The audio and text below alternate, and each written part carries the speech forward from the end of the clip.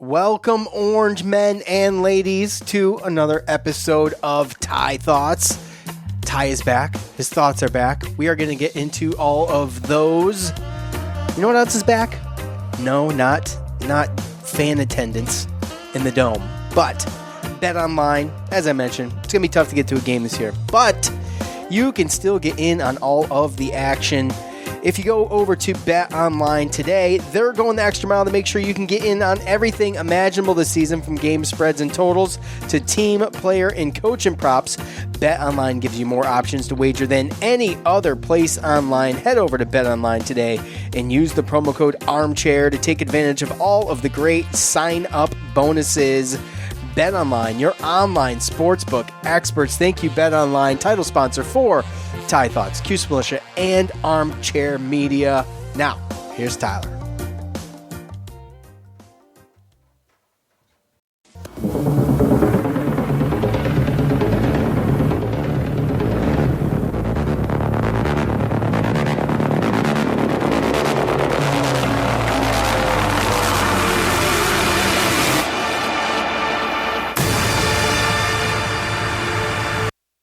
All right, what's up, ladies and gentlemen? It's Tyler Morona coming for another episode of Ty Thoughts. Yeah, there was a break, whatever. That was just because I really had nothing to talk about, as well as my wife came out for Thanksgiving break, and it was super sick. And we spent a lot of great time together, and I just really didn't want to take away from that, so that's why I didn't put up a podcast. But I'm back for this, kind of routinely scheduled deal. I guess just leading off with it, not gonna tease anything here and try to pretend like I'm gonna talk about football. I am going back to Texas in 15 days. So in 2 weeks, 2 weeks from tomorrow, I'm going back. Mainly because I still want to be a football coach.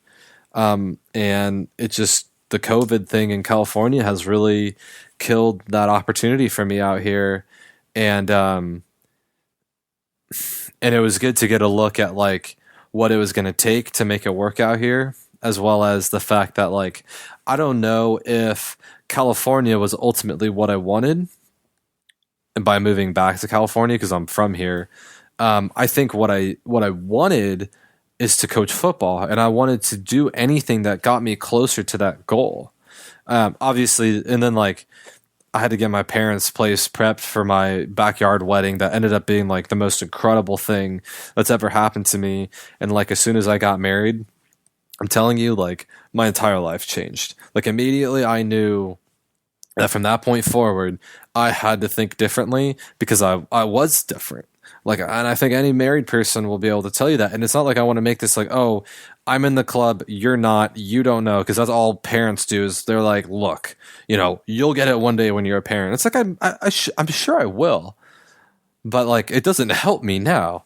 So, but I will tell you, and I think this kind of moment here, or this thing that I'm trying to convey, and what I tell a lot of people now, is that like, the thing that is so like that makes you so arrogant about being married is that, at least right now, and I think for a long time moving forward, and you get this feeling, or I got this feeling when I got engaged too, is like I'm just not making a mistake. And so if you're thinking like, hey, I'm on the fence with this thing, it's like, no, do the right thing and get married and just have the best time of your life going forward. So maybe I'm encouraging that person. I don't know. But so at this point, it was going to be really not tough. Like I could have made it work, but like the football season is just so in limbo here. It's like they keep pushing it back, that at some point there's rules in place that say like if it doesn't start by this date, it's over. And we're really closely approaching that. And like I'm not going to sit and like wait for this to be decided and then leave my wife sitting in Texas just like when the lease is up in a month and a half. And it's like, okay, well, we got to kind of get real here. Like, is And it's like, I was coming out here to get paid to coach football. Like, that doesn't happen. I got to change my tune. So, and now I'm just kind of like battling with, do I go the teaching route? I don't know, because this year, like, it's so tough to get a read on this thing because, like, you got to pay so much money to be a teacher, like, just to get started. Like, you have to get the certification deal to be credentialed, and then, like, once you get credentialed, it's still, like, not over, and then you got to take, like, a million tests, and that's the rules in California. And in Texas, it's like, you got to pay a little bit amount of money, you got to pass the test, but it's only, like, one long test. It's not, like, 4 sections of, like, I don't know. And then, obviously, you got to, like, do all the classes and whatnot. And that's in either place, but in Texas, they let you teach and do the classes at the same time. And I'm also getting my master's right now. So it's like, it's a full plate, nevertheless. And to not have my wife as like my backbone, very tough. Very tough. And not to say that, like, you know, she wears like the pants, and, you know, she probably does. But, like, I mean, get real, fellas. Like, my backbone, meaning like my one very big source of strength for me is my wife. And like, I can, like, my faith, my family are really my faith, my wife, my like my parents, and like extended family, and then my friends. It's like, that's my support. It's like, if you take number 2 out of the equation, like, it's pretty rough.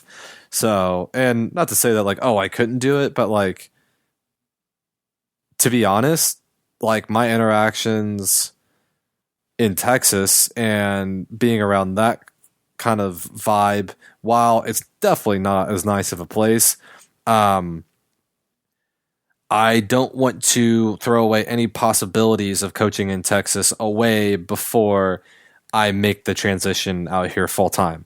Like, I really enjoyed the staff at Newport Harbor. I really enjoyed being out here. Like, it is so incredible.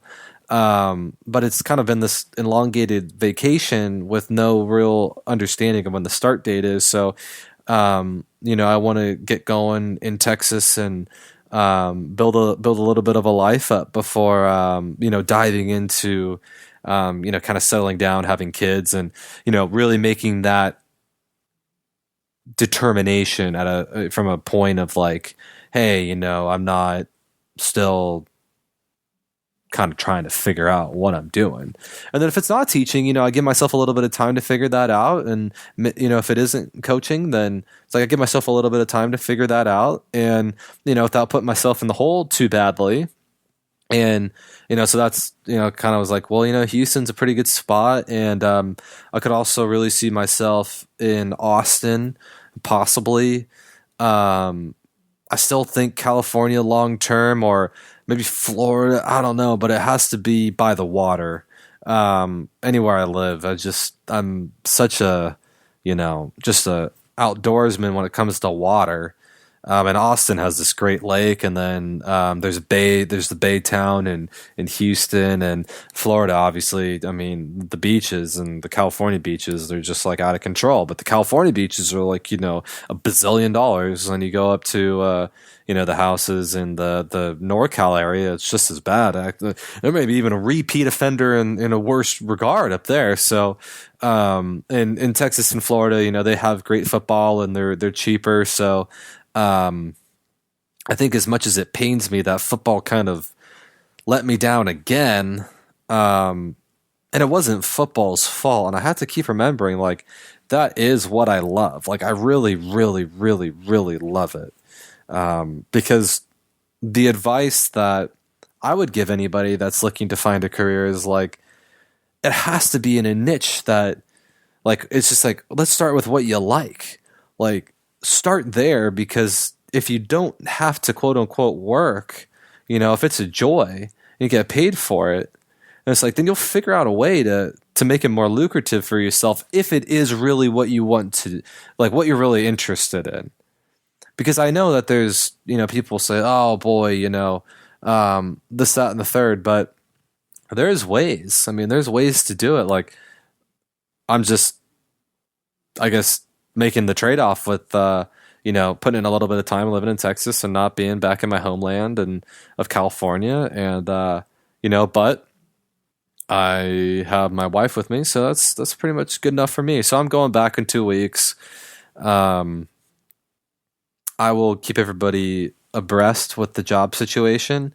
It should be pretty easy for me to slide in there because the credential program is just much shorter. I could be at a school full time within like a month or two. So not to say like I have a lot of backlog stuff with that done out here. So don't think that like, oh, in Texas they just let somebody off the street teach. Like, it's not really the case. So we don't have to be worried about our country too badly. I know that everybody already thinks that coaches don't, do anything anyway. But hey, look, I'm a Syracuse guy, and then transferred to a private school, and then now I get my master's. Like, obviously, I'm no slouch, so I'm feeling pretty good about that. And like I said, if it doesn't work out, then I'm gonna go the college athletic administration way, and maybe I can work on both at the same time. And I think maybe in Texas, like I said, having the summers off from teaching and then being able to go volunteer at UH or Rice, or there's an NAIA school out there. There's plenty of opportunities, and then I could work my way into UT. And then that would be something I'd be super interested in for the long term, doing that 20 years, and then, then moving back to California and doing something at like a small private Christian school, helping them out, and or whatever, but that's kind of what I'm thinking. And I haven't had a plan like this, and I haven't had motivation like this to keep going for something since I struggled with trying to get recruited. When I wasn't getting recruited, I really felt that like, oh, like my high school wasn't preparing me well enough, or like it was my coach's fault. Wasn't really the case, because I just thought that I was better than I was at the time. And like, I would have gotten into the, like, I say this like to anybody that will listen because it's such a like arrogant thing to say, but like my athleticism today is like twice or three times what it was when I was a sophomore at Syracuse. Like, I think that when I was like, if I was like really cooking it by the time I was like 22 in my senior year at Syracuse, or if I was a fifth year at 23, like it would have been so easy. And like, not to say that I think I would have been a first round draft pick or whatever. Like, I don't think that, but like, it just sucks that like, when I was in high school, I wasn't tapping into any of my potential yet. Because, well, I mean, I sprouted up real early, and I couldn't put on any weight and all that. But really what it came down to is that, like, now never having played at the college level, I've had so much time to, like, sit back and think, like, man, like, I really want to play. Like, if I could play now, I felt like, doing that. Because in high school, I was playing. And like when I was playing, I was out there, and like I was doing well enough, so I was kind of like thinking like, well, my size, this, that, and the third. Like, I wasn't out there to like seek to destroy. Yeah, like I just didn't wake up in the morning like a Bosa brother, just being like, the world's catching on fire today. Like, my rush off the edge is going to literally set the world on fire today, which is like, thinking back on it now, it's like, that's what you have to do every play in order to be like that dude, like be a first rounder. And so, and again, not to say that I would be that, I'm just saying that like, I think a lot of people could smell it on me that you needed that to be like what I wanted to be. And I just had a lot of room to grow and realize that. But this kind of idea that I have to go coach in Texas for a little bit, play my hand at the college level, see if I can, ascend relatively quickly into a head coaching role. And then if I could, what could I do with that to get me to the college level again, into a pretty cushy spot, whether that be in the front office or on the coaching side. And this plan has, or like this, not this plan, but this idea of going back and having it work out is like, I left originally because I didn't feel that I was going to work in Texas, because at Houston Baptist, like I was going to be unpaid, and I just couldn't do that. And not that anybody's feeling sorry for me. It's just, I now am like just super motivated to make it work, more so than I've been in a very long time. And I know that like if I can understand what my problem was back in high school and what led me to go to junior college was that like I just didn't care enough. That was the biggest thing. Like I thought I did. I cared about the attention. Like I cared about like getting the free tuition. That's what I wanted. I wanted the zip ups and stuff. Like I wanted the sweats because I wanted to be in that group. But when I got there, I realized like, oh no. Like I don't want to be part of the group. I want to be the leader of the group. And so now like I'm kind of got that like mentality. It's like, okay, well, what does that person do? They go out there and make it happen. So yes, it's tough. And like, I have to like understand that like I lost a year of coaching, but I guess it's understandable in the grand scheme of things. And like, it's happening to everybody out here in California, but, I want it that much more. And I have to separate the fact that this is not football's fault. I am not a victim of football. I just have supremely bad luck when it comes to football. But it doesn't mean I have to love it less. Now, don't take this and apply this to a relationship now because you know he or she's bad for you. I just know that a pig-skinned ball, it doesn't affect me. It doesn't do anything to me. It's me, you know, I don't think it's choices. I think it's, I think prior to right now, I didn't want it bad enough. I also think that like, I could have worked a little bit harder sooner, but, you know, sometimes it's nice to take a vacation out to California too. But I spent all this time, you know, away from my wife, and I devoted, you know, a lot on this. And now realizing that I did all that for football, it's actually a better deal for me in Houston all the way around, specifically in Houston. And then if I do end up moving up to Austin, yeah, then it'll be very fruitful for me up there too, because the infrastructure is just built different out there and it's in favor of football coaches. They're really talented guys up there and are down there, and I really want to be one of them. And I know that the season getting canceled isn't, you know, Brett Favre spiraling a football into my nuts to like, you know, say, hey, I gotcha. You know, it's not that. Because like if that's what football was for me, like if the ball was just making fun of me and it had a brain and decided to, you know, repeatedly, you know, just, you know, pile on and hurt my feelings, then yeah, it'd be time to move on. But the thing that keeps bringing me back is the fact that I love it because it's who I am, and it's always been who I am. And that's it. You know, that's really it. And it makes the most sense to do it out there and analytically, everything.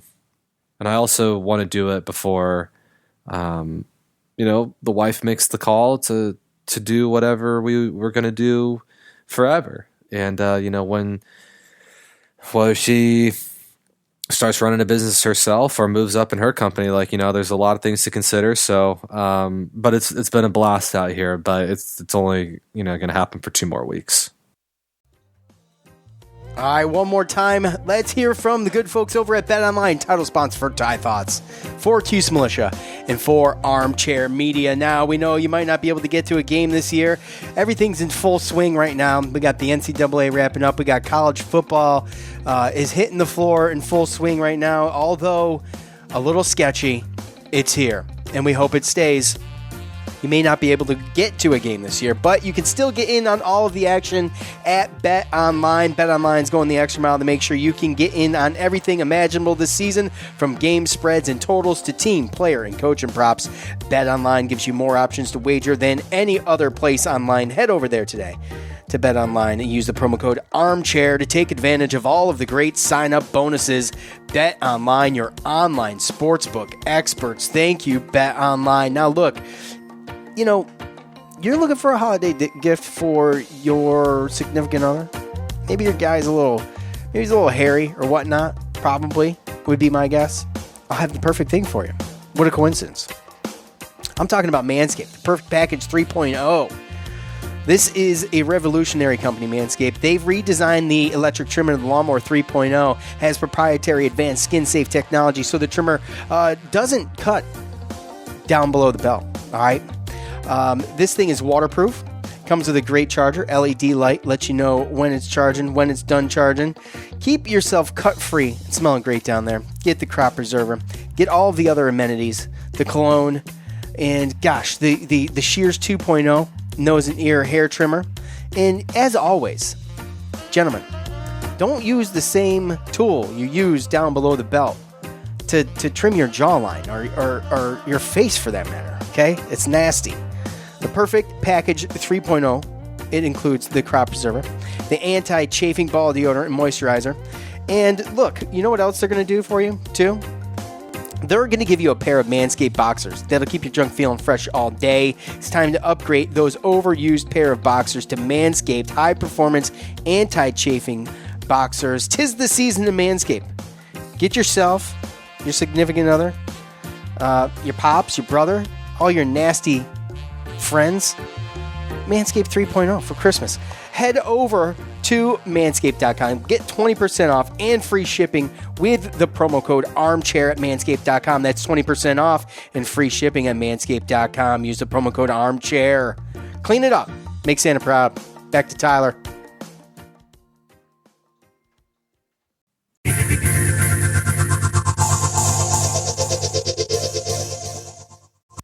All right, so coming out the other side of that tiny break there, I don't really know what the future of the podcast is. I've always felt weird doing this by myself. I really like doing it with other people, but it's so hard to book all the guests and do that whole thing because I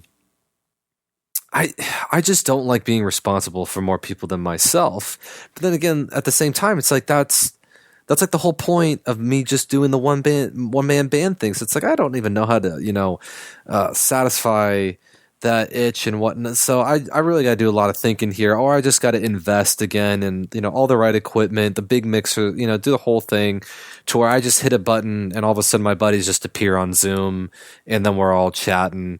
But the thing is that I don't think that podcast covers Syracuse football. I don't think that podcast covers anything remotely close to Syracuse football. And I think it sounds like a lot of other things and maybe more life, in that whatnot, what have you. But in speaking of life, the team showed a little bit of life this week. I got to be honest, though. It's like the tough part is like I haven't really enjoyed doing this podcast most of the year because I haven't been honest, and like this is the worst offense I've ever seen in my life.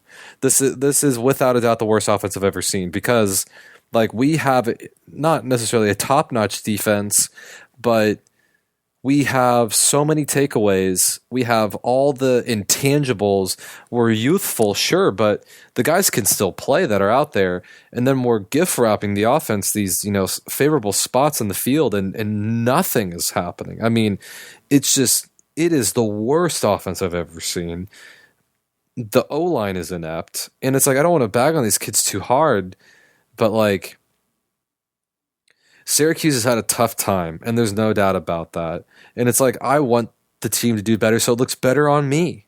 There's so many guys out there that are just like, hey, man, thanks for the free degree. That was your mistake. I'm out of here. Free money. Famously, Ulrich Perry said the reason why I play college football is because, they're just giving me $60,000 a year cash devoted to this scholarship. And it's like, there's probably a lot of guys out there that feel that way. I know for sure there's guys in the NFL Hall of Fame, the Pro Football Hall of Fame, that did not love football, but they paid them well, and it was a smart business decision. But I'm not one of those guys, as detailed before. So that being said, being King for a day, if I was Coach Babers, it's like, okay, well, is there a starter or is there a recruit out there that wants to take our scholarship and, that can supplant a starter playing on the field right now next year? I think we would probably know by now, and I think the answer is probably not. I think that guy's probably not coming. You never know, but I think that guy isn't coming. That we haven't already signed yet. Maybe on signing day we sign 5 stars. That would be a great rounding out to the class, and we get a couple flipped commitments, and all of a sudden we see them come out crying, thanking God and their family for having this situation. Like, I don't think that we're in that case this year. So it's like, okay, well then let's go down, turn over every leaf. I did a take on this already, and I had to delete it because I called Jacobian Morgan Jamario Moon. Shout out Jamario Moon, Cleveland Cavalier, way back in the day. Find a Jacobian Morgan. Jacobian Morgan. Jeez Louise. Find the guy that has been found. Turn over every leaf. You got to go. It's like, look, we're going home early anyway this year. Use that time to find any recruit. Watch every player on every team. Do it. It's like, it's worth it at this point. Find the guy that's going to make a difference that hasn't been found yet. Find him. He's unfound. So it can be done. Hit the portal. Free Chris Bleich. There's plenty to do in that regard. And that's how you got to round out this class, is that, you got to go find the guy that's like playing at the small Christian school, or, you got to find the guy that's, 6'6" and just grew like 8 inches 2 years. You got to go find that guy, find that story. I don't know how you do it per se. All I know is that you got to be paying people to do that for you. Because I know that they exist, and I know who they are. I've talked to them, and you got to hope that guy's earning his stripes at this point, because I know that we're doing a good job in recruiting, better than we've done in a while. But it's time to have some of these guys that's like, oh, I'm excited about that guy. When's that guy gonna flash on screen? Obviously, that's the determination of whether or not they're good recruiters, and I got that. But there's got to be some sort of clear investment made, because right now it just seems that we're just going with the guy that's able to play. Availability is an ability. That's why McShay always talks about it. That's why Mel Kiper always talk about it when it's going into the next level. And I'm going to Trent Dill for this. You can't lose games and be a winner in the NFL. He said that on Monday Night Football. You can't be hurt all the time and still be good, because you don't play. So obviously the injuries and whatnot to our quarterback has been really difficult, and that's mainly because he has a terrible offensive line. And that's because of all the injuries in the past. We're seeing that show up now. And, shame on us, I guess, for not, preparing for an offensive line pandemic, I guess. Like, I don't know. Like, I don't know how, like, we're not that good. We don't have that level of recruiting going on, as noted. Time to turn over every leaf and just find what we can. Because at this point, like, I think the class is pretty well made up. And from here on out going forward, I think we just got to start taking controlled risks on guys that obviously have upside. Because the floor, we're already at the floor.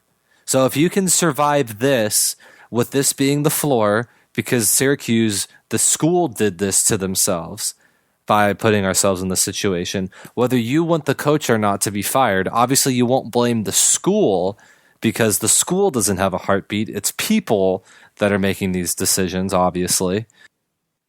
And once these restrictions get lifted, you got to hold illegal practices or something. We got to manufacture time to get these guys practicing. I know Dabo's doing it. And yes, this is more so the comedy side of life, because it's so painful to have this team be the way it is. But I know Dabo's doing something illegal down there. There's some way he got this team good when they had nobody, and they were actually further along in their development. If memory serves, yes, they were a bad team, but he rallied like a 2-4 team to be 6-6, and they beat South Carolina at the end of the year. I think that would be a pretty good narrative, going forward. And I think that's what Coach was so close to doing last year. taking that 2-4 team and turning them into 6-6, and they were 5-7. So he didn't make the mark. He didn't get the bowl game. And now we're killing him for one win. I think regardless of how last year was, let's say we do get that one extra game, and when Pitt was just really trying to give it to us, and Tommy played instead of Clayton Welch, and Tommy actually had a good game because the O-line was the O-line of the second half of the season last year, and they protected him, and our wide receivers actually played well. I think it would have been okay, and I think we would have been like, you know what? We wanted 10 wins to build on, the same 10 wins that we had the season before, but we'll take 6-6. It's a letdown, and we would do that especially this year because I think, independent of the fact that, let's say we go 7-6, we do it like the year that I had. We go to the Texas Bowl and we win it. Some like the Beef O'Brady Bowl, you name it, the Cheez-It Bowl, any bowl just completely irrelevant bowl game. We go there and we win.